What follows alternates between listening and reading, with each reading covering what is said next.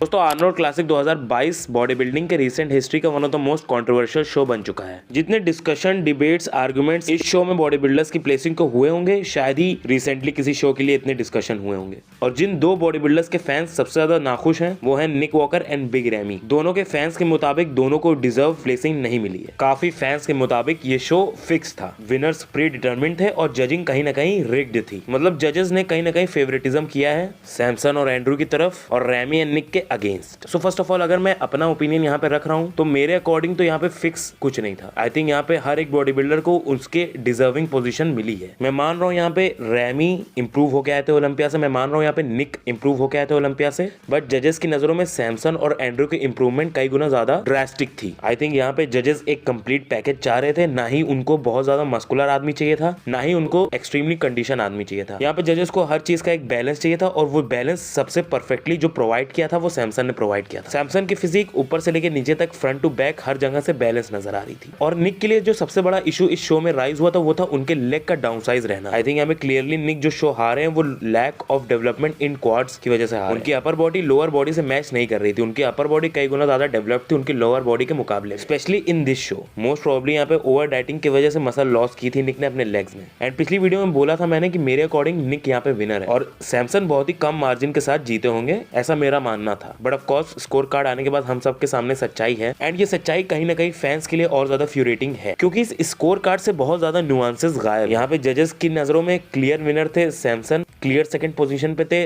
निक, clear third पे थे Andrew और क्लियर फोर्थ पे थे बिग रैमी। आई मीन एक दो पॉइंट्स का डिफरेंस है इन लोगों में बस। और मुझे नहीं पता यहाँ पे जजेस का आलसीपन है या जजेस को ऐसे ही क्लियर विनर सब दिखे। बिकॉज देखिए मेरे लिए as a body building fan ये आसान नहीं था बिकॉज मैं मान रहा हूँ सैमसन की फिजिक बैलेंस थी out of the all top 4, but personally I think condition में रहना ज्यादा एक इंप्रेसिव बात होती है बॉडी बिल्डर के लिए। और मैं यहाँ पे ये भी नहीं बोल रहा हूँ कि सैमसन की कंडीशनिंग अच्छी नहीं थी। आई थिंक सैमसन की ये लाइफ की बेस्ट फिजिक थी, उनकी लाइफ की बेस्ट कंडीशनिंग थी with most amount of mass उन्होंने अभी तक जितना भी दिखाया है। बट फिर भी यहाँ पे मेरे हिसाब से कंडीशनिंग में शायद टॉप 4 के सारे बॉडी बिल्डर सैमसन से आगे थे। लेकिन यहाँ पे जो भी रिजल्ट रहे हैं हम लोग उसके अगेंस्ट आर्गुमेंट शायद नहीं कर सकते हैं। And I think in top चारों के लिए जो उनकी प्लेसिंग मिली है वो उनके करियर के लिए अगर हम लोग देखें तो सबसे बेस्ट चीज हो सकती थी। बिकॉज आई थिंक रैमी जब टॉप 4 में प्लेस हुए हैं वहां पे उनको हल्की सी उम्मीद मिली है कि वो अभी भी और इंप्रूव कर सकते हैं अपनी physique and may be next year तक रैमी वापस से ओलंपिया कैलिबर की फिजिक अपनी ले आए। एंड रैमी की वो स्टेम सेल थेरेपी 110% उस टाइम तक बहुत ज्यादा उनको रिजल्ट दे चुकी रहेगी, या फिर अगर उससे रैमी की कोई भी प्रोग्रेस ना हो रही हो तो वो भी हम लोग को पता चल जाएगा। बट आई थिंक ये शो रैमी के लिए बहुत इंपॉर्टेंट था, उनको एक तरीके से कॉन्फिडेंस दिलाने के लिए उनके खुद के अंदर। बिकॉज आई थिंक अब बहुत ज्यादा फैंस का सपोर्ट है रैमी के पास। आई थिंक फैंस को बहुत ज्यादा नाखुश किया था रैमी ने ओलंपिया के टाइम, बट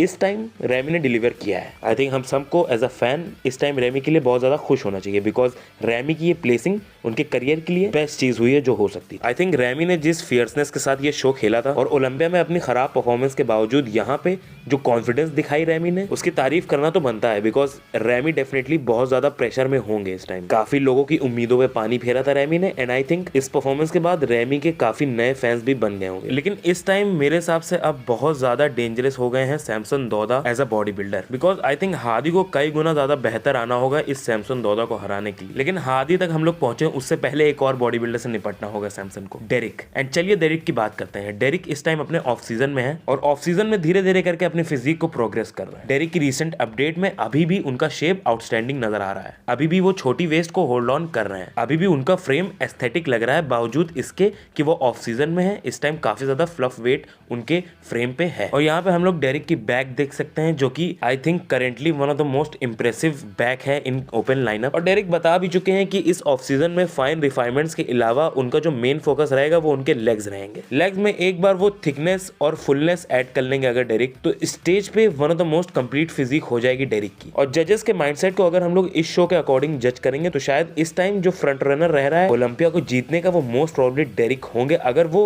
रिक्वायर्ड इंप्रूवमेंट कर लिया अपनी फिजिक में। आई थिंक सैमसन की आर्नोल्ड क्लासिक की जीत बहुत कुछ चेंज कर दी है बॉडी बिल्डिंग इंडस्ट्री में और सैमसन को हराने के लिए डेरिक को आई थिंक बहुत ज्यादा इंप्रूवमेंट करनी होगी स्पेशली अपने लेग्स में बिकॉज सैमसन के leg I think body building की हिस्ट्री में one of the best legs माने जा रहे हैं। एंड यहाँ पे निक भी बहुत हद तक लेग्स की वजह से ही हारे हैं, तो डेरिक को लेग्स में इंप्रूवमेंट करनी है और बहुत ही एक्सट्रीम इंप्रूवमेंट करनी है। बट अभी बहुत टाइम है डेरिक को स्टेज पे देखने के लिए, बट जिसका हम लोग को ज्यादा इंतजार नहीं करना पड़ेगा देखने के लिए वो है इयान विलेयर। इयान विलेयर बहुत ही जल्दी कॉम्पीट करने वाले हैं। रिसेंटली इयान विलेयर ने अपने यूट्यूब चैनल पे एक वीडियो अपलोड किया जहाँ पे वो बताते हैं कि उन्होंने करेंटली एक नया कोच हायर कर लिया है। इससे पहले इयान के जो कोच थे वो पैट्रिक टूर थे, जो कि इयान के साथ साथ काफी बॉडी बिल्डर्स को ट्रेन कर रहे थे, इंक्लूडिंग कियोन पियर्सन। बट अब इयान पैट्रिक टूर को छोड़ के मैट जेनसन के साथ काम करने लगे। और इसी के साथ साथ इयान ये भी बताते हैं कि 13 हफ्ते बाद टोरंटो प्रो खेलने उतरेंगे Ian Valliere and currently he is under his prep. Ian की प्रेप शुरू हो चुकी है, 13 वीक्स आउट है इस टाइम इयान। और ओलंपिया के बाद इयान ने बताया भी था कि वो बिल्कुल भी सेटिस्फाई नहीं है अपनी परफॉर्मेंस से। उनको जल्द से जल्द अपना बेस्ट वर्जन फिर से स्टेज पे दिखाना ही दिखाना है। प्रेप में कुछ कॉम्प्लिकेशंस के चलते इयान की फिजिक प्रॉपर्ली पीक नहीं हो पाई थी। इयान ने बताया था कि सोडियम मैनिपुलेशन में कुछ गड़बड़ हो गई थी इयान के, जिसकी वजह से वहां पे फिजिक बहुत ही वाटरी और फ्लैट हो गई थी इयान की। बट इस शो को इयान खेल के ये प्रूव करना चाहते हैं अपने फैन से और बाकी ऐसे लोग जो उन पे डाउट करते हैं, उनके फैन नहीं है, कि 2023 ओलंपिया की इयान की फिजिक उनकी far from his best physique थी। जो कुछ भी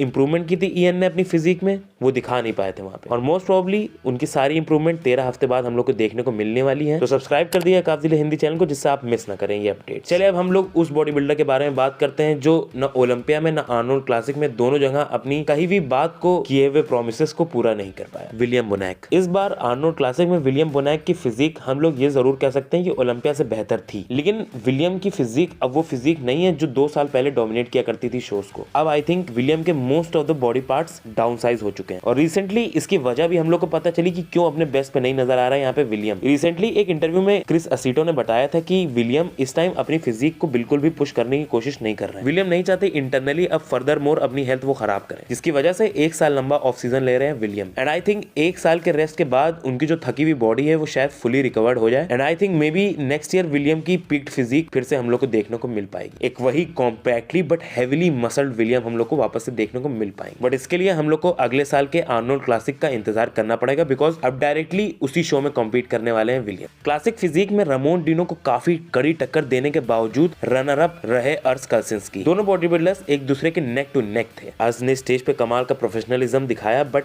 रामोन की फिजिक ओवरवेल्म कर दी जजेस को, जहां पे उनके सारे फ्लॉज उनकी पोजिंग वाले छुप गए। ओलंपिया में 100% आने के बावजूद यहाँ पे भी 100% आए अर्श। अपनी एक इंस्टाग्राम पोस्ट में बताते हैं कि कंपटीशन से 5 दिन पहले हॉस्पिटलाइज हो गए थे due to stomach virus. And I think ये चीज बताती है कितने टफ माइंडसेट, कितनी टफ मेंटेलिटी रखते हैं अर्श। आई थिंक ये बहुत ही अमेजिंग बात है कि 24 साल की उम्र में ही अर्श इतने ज्यादा मैच्योर्ड हैं। डिस्पाइट बीइंग हॉस्पिटलाइज्ड, अर्श ने इस बारे में कहीं पे भी पता नहीं चलने दिया। एंड अगर वो बताते भी ना तो हम लोग को पता भी नहीं चलता, बिकॉज अगर बात करें हम लोग कमी की तो वो कहीं नजर नहीं आई अर्श में, ना उनकी फिजिक में, ना उनकी प्रेजेंटेशन में, ना उनकी कंडीशनिंग में, किसी चीज में नहीं। एंड आई थिंक ये बहुत ही कमेंडेबल चीज है। एंड मेनी वेटरन प्रोज भी इतने प्रोफेशनल नहीं होते। और कहीं ना कहीं ये स्टमक वायरस रिजल्ट है अपनी बॉडी को पुश करने का, बिकॉज 2 साल से कॉन्टिन्यूसली अर्श अपनी बॉडी को पुश कर रहे हैं। अर्श ऑन सीजन ही में है 2 साल से कॉन्टिन्यूसली। 2 सालों में 8 से 9 शोज में कॉम्पीट कर चुके हैं अर्श। एंड आई थिंक 1 साल में अपनी फिजिक को एक बार ही पीक करना बहुत बड़ी बात होती है। यहाँ पे 8-9 बार अगर आप पीक कर रहे हैं, मैं झूठ नहीं बोलूंगा, आई थिंक ये बहुत अनहेल्दी होगा। बट अभी भी अर्श जवान है, इसलिए उनकी बॉडी बहुत ज्यादा झेली है। आई थिंक कोई भी मास मास्टर लेवल का बॉडी बिल्डर 2 साल continuously in shape, in prep नहीं रह सकता। एंड आई थिंक अर्श के ये शुरुआती दिन थे, इसलिए अर्श ऐसे रह लिए, बट फ्यूचर में शायद अर्श भी ऐसा ना कर पाए। आई थिंक हर एक बॉडी बिल्डर के लिए उसकी हेल्थ एक प्रायोरिटी होनी चाहिए, बिकॉज शो तो आप अगले साल भी खेल सकते हैं या 10 साल बाद भी खेल सकते हैं आप show, but I think health वापस से नहीं आने वाली। आप लोगों को क्या लगता है, आप लोग कमेंट्स में बताइए। आज की वीडियो को यहीं खत्म करते हैं, मिलेंगे आपसे अगली वीडियो में, तब तक के लिए बाय।